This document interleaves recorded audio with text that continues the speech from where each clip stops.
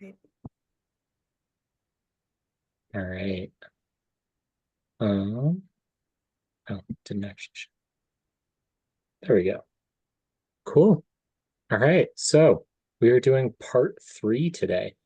Um, we're talking about investing in segregated Black neighborhoods. Um, and yeah, I found myself thinking, reading this, like, oh, this is one of those sections where they just throw a whole bunch of ideas at you. So I am going to try to go through them somewhat expeditiously, try to be a little quick about it. And we can dive into talk about details toward the end if that feels like things are grabbing us. So, first off is chapter 6, investing in place. This is where they start talking about gentrification more specifically. And that's something that we have been bringing up over the course of our discussions so far. Um, so they define gentrification as a process where lower income areas become more attractive, such that middle and higher income households want to move in and can end up displacing residents. The way that happens, that they lay out, is often that there's new investment in the area that starts making it more attractive. Things like transit stops, like, thinking about like Rhino, or the efforts that are going in on the bus rapid transit and rezoning around Colfax, parks, schools, things like that. Or Central Park is a whole big new investment to an area. And noting that some of the sort of preferences, especially for younger, often more educated folks, is preferring more diverse areas. And so ending up with young professionals moving into historically underinvested areas. Another dynamic is, especially in cities, as other parts of the cities become less affordable, then folks are left looking at these lower property value areas and pushing up prices there. How displacement happens is that then property values go up, which increase property taxes, which can make it hard for folks to actually continue affording living in the homes that they've been in. Also, some residents may just be at a place where they want to cash out. Their properties are more highly valued than they have been in a long time, and it allows them to move into something and to a different area. Um, and finally, as we've been talking about, the black-white wealth gap ends up being a dynamic where, because white folks overall have more wealth, then they're able to outbid Black folks for the same properties. Um, did I actually click? There we go. Uh, so they then start talking about strategies for managing gentrification, understanding that it is probably unrealistic to think that one could invest in segregated Black neighborhoods and keep them with the same demographics and cultural character. So the goal is managing it thoughtfully and not having sort of full on displacement.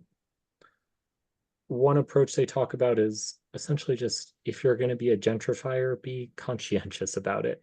Um, Shopping at older businesses, participating in the local community, whether that's volunteering, joining local groups, joining worship centers, churches, synagogues, having your kids attend the neighborhood schools, and just showing up, being friendly, tolerating maybe feeling discomfort at feeling a little out of place, just being pleasant. Policy-based approaches they talk about here are really focused on, it seems like they spent a lot of time talking about rental focused strategies. So those are things like rent control, where rent increases are capped year to year, or are only able to increase when there's turnover in the tenants, things like that.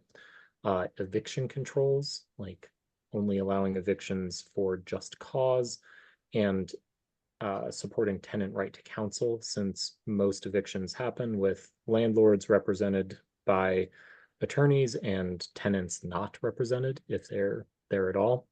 Um, Preventing security deposit abuse so that folks aren't losing their security deposits because landlords just decide to arbitrarily say, I'm keeping this.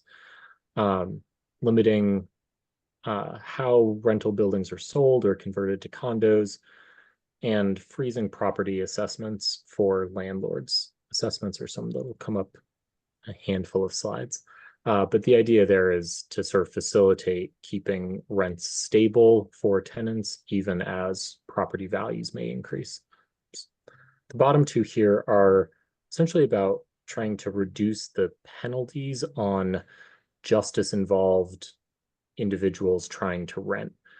Once you have an arrest, even if it doesn't come with a conviction, you have a conviction if you have served time, even if it is a long time ago, that can really get in the way of you finding a place to rent, in a place that feels safe and desirable. And when folks are more desperate, then landlords have more leverage and can make it so that they don't keep up the apartment very well. Building focused strategies that the authors talk about are they circle back to inclusionary zoning, which we talked about last month, of making sure there's support for a range of affordability levels within new developments.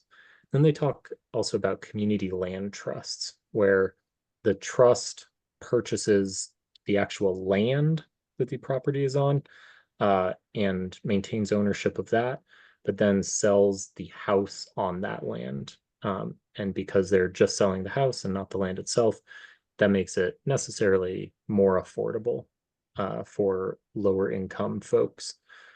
They talk about strategies as well for managing increase in property value over time to try to keep that housing more affordable. Chapter 7. This is all about contract sales, where, and I'll say before I read this book, I did not know what contract sales were. So in a contract sale, a speculator or investor takes out a mortgage and then creates a contract to sort of is framed as they sell the home to someone else, to a buyer, but without the actual protections and trappings of a traditional mortgage. That leads to people being assessed abusive fees, being charged, way above actual market price. They can be evicted for really minor things like single late fees, even in the face of all of these sort of spurious add-ons. You don't get any of the equity of the home. You aren't as protected in the foreclosure process. And essentially, it's kind of like you're renting, but you're responsible for repairs as well. And you don't get credit for that. Whereas if you were renting, the landlord would have to be responsible for repairs. And they point out that speculators, especially, they're sort of focusing in the Great Migration mid-century period, coordinated with banks so that even redlined properties, white speculators would buy them and then sell them back on contract to Black families, but at massively inflated rates, and just creating a system of exploiting and churning through folks after they've been evicted from these exploitative situations. And as much as they talk about that being something that was really prevalent in the 50s and 60s, it is still a thing. Now, contract sellers are often like private equity firms. They're still targeting Black and brown neighborhoods. And some of the dynamics over the past decade or two have included that after the housing bubble of 2008, when there were a ton of foreclosures, speculators bought up those properties for very little and then were selling them back to folks in those communities at big ol' increases. And yeah, I think it's also important to note that the solutions proposed do not necessarily include totally banning contract sales, because they can be a way for those without access to traditional mortgages to find housing. But there's a big call in the book for them to be done better. Thought I had a whole recommendation slide. Essentially, I think like you should be paying restitution. There should be, essentially, you should turn contracts into having the protections of either renting or a mortgage. And instead of letting contract sellers be squishy about how they define themselves and try to dodge the responsibilities of both, saying you got to choose one or the other.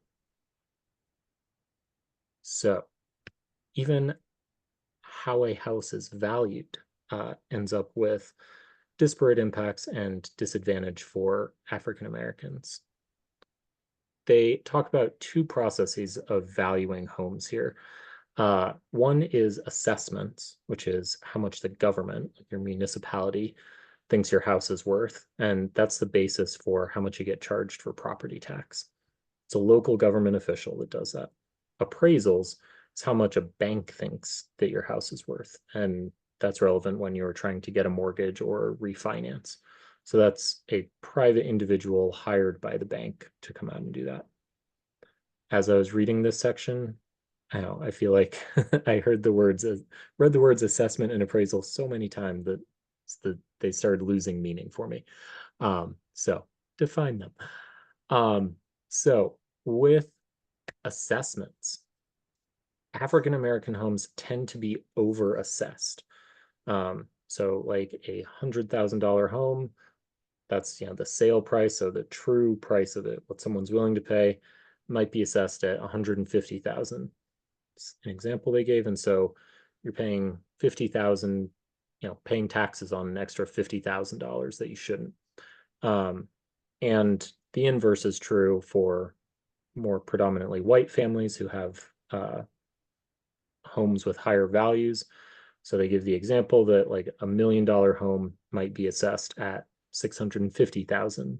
And so you aren't being taxed on this huge amount of value. So the opposite happens with appraisers, where Black home buyers aren't able to get as big of a mortgage because their homes are underappraised. Then if you aren't able to get as big of a mortgage, you have to put more cash in when you're buying, and you're able to get less out when you're refinancing. They included Denver as an example of a place where folks have done a switch, and Black families have taken their pictures off the wall and had a white friend come and pretend to be the owner, and have gotten very different appraisal numbers. The example they give in Denver was 35% higher, with it being a fake white owner of the house. They also note that African Americans are less likely to make and to win appeals on assessments and appraisals, or to have them end up with smaller changes than white folks. So, big thing on what to do with assessments is to start with restitution for overtaxation, which they acknowledge is a tricky thing to figure out with like individual level precision. And do a thing. Hang on, sorry. Oh, I forgot it was hidden behind y'all's faces. The delays in reassessing, said reappraisal. Told you I was losing track of what was what. Delays in reassessing homes by municipalities keeps the tax burden artificially low for wealthier families who tend to be white, because their homes appreciate at a higher value. They give the example of like Delaware hadn't reassessed property values in like 40 years. And so folks who have had their property gaining value for 40 years have not had to pay taxes on all of that gain. So I'd say another recommendation for assessments is do them more consistently. For appraisals, they wanted a system for vetting appraisers, which would include comparing appraisals to actual sale prices to say how close are you and is there systemic bias, and to look at appraisals of the same property by different appraisers. There, the important thing is keeping your second appraiser unaware of what the initial appraisal amount is so that they aren't anchored to that. They also discuss tax liens, where a municipality can place a lien on a property for back taxes, even if they haven't really given much of a notice, and or if they do Hey, hey, it by hey. accident or by error, and for not very much in owed taxes. Give example of like $100 that you're missing, and then the city puts a lien on your house and sells the collection rights to investors that then add fees and interest, and pretty soon that $100 has become thousands of dollars, and it's hard to pay that, and so you get foreclosed on. Recommendations here are more outreach, connecting with the community to make sure that folks really understand that they are delinquent on their taxes and get support in paying them, capping fees and interest for collectors, maybe just banning tax lien sales altogether, which some states have done, and providing opportunities for payment plans, debt reductions, or deferment programs where you pay outstanding taxes when you actually sell the property. And to circle back to community land trusts, they gave an example of situations where a land trust would pay someone's back taxes in exchange for essentially taking the rights to own the land underneath their house. So that's an option as well. So that's kind of, yeah, a bit government oriented. This section is about bank behavior, and is framed really as a modern contemporary version of redlining, or something that can reinforce the patterns that redlining put in place. Here, banks provide both fewer services to Black and Hispanic neighborhoods and make fewer loans to them. So, ways to challenge that and try to, yeah, get banks to be more fair is to leverage the Home Mortgage Disclosure Act, where banks have to actually provide some broken out, disaggregated data based on demographics on what their business is.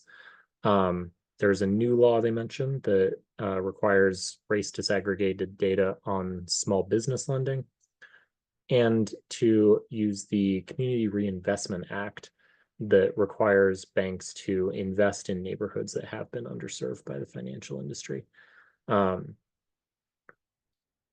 They note that the authors note it is tough to pressure banks on this, but particular pain points or opportunities are when banks are trying to merge, because then they are subject to community feedback about what the impact of that merger would have. And they give the example of the National Community Reinvestment Coalition that keeps an eye out for when those mergers are happening and coordinates with local fair housing centers to try to challenge mergers, and often they're able to win concessions around like investment in disadvantaged communities, and yeah, even putting brick and mortar banks in those communities. There we go. 76 pages, just like that. So I can stop sharing and we can stop recording.